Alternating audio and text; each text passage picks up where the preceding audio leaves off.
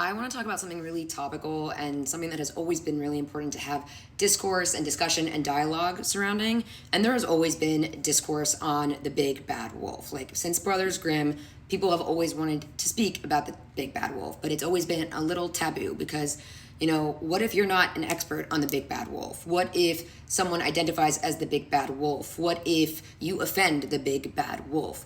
No, it is important to just have these discussions. You don't need to be an expert on the big bad wolf to talk about your experience or to just start a conversation. Information in its infancy is still very valuable.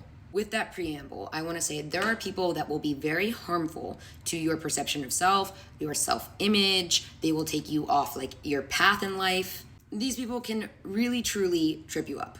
And it's important to be vigilant. But hypervigilance is also a problem, right? To a hammer, everything's a nail. I want to explain my thought process, and maybe that can be helpful because it's a system within which you can operate from.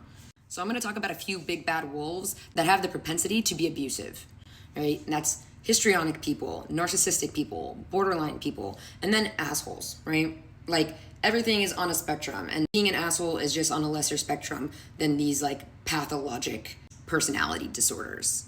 Like everyone has features of some of these disorders to some degree.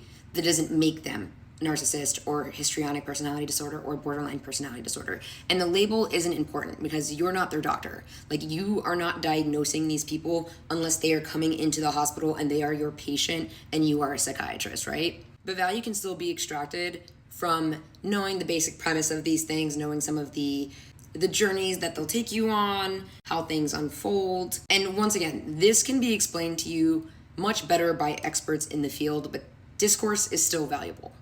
And listen, those experts are on different time. Like someone like my dad that's worked with thousands and thousands of patients, he could clock someone a mile away. It's just a certain vibe. He's like, once you've seen 100 borderline patients, you really do know when you're around a borderline patient, when you're around a narcissist or someone that's histrionic.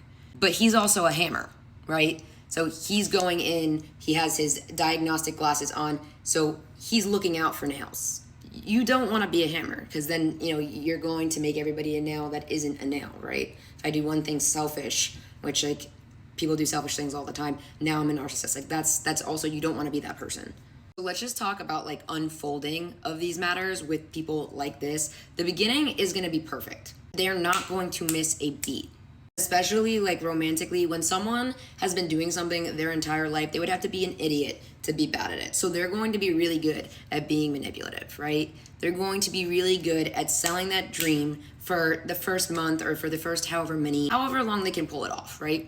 And when you look back on that time, you're going to be like, there was nothing to indicate anything nefarious or anything like that. But that's because you're not a hammer, right?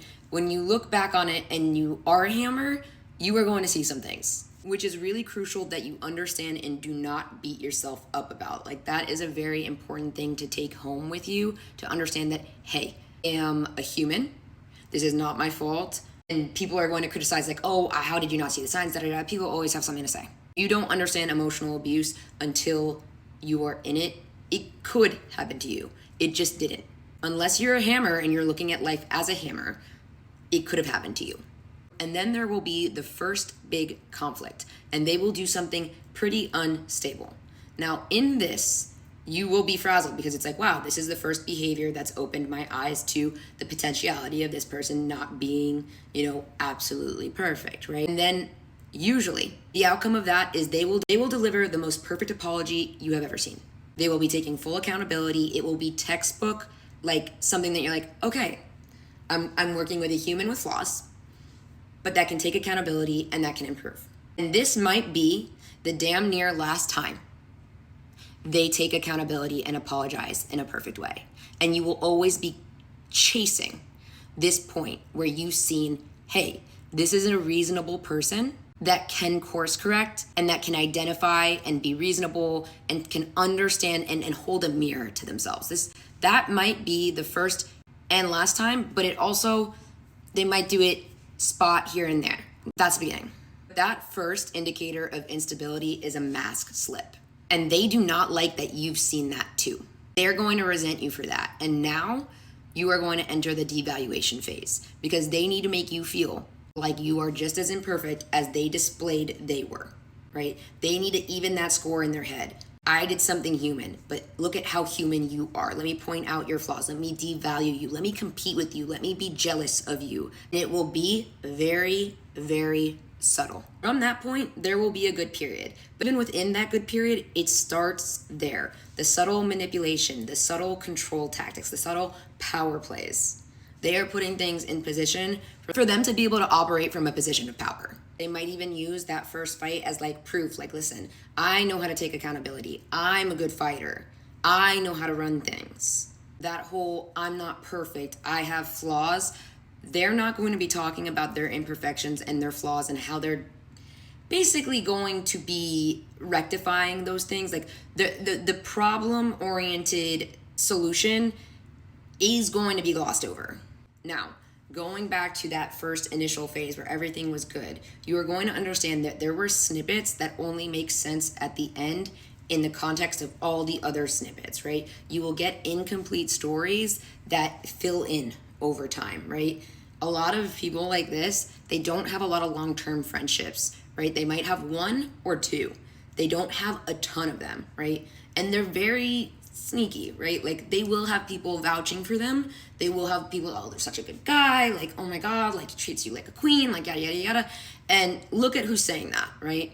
How long have they known him? What was the nature of their friendship or relationship? Is it like seeing them once a week, or is it, seeing them once a year? Like, what is it? Now, the most protective thing that you can do is stay latched to your identity for as long as you can.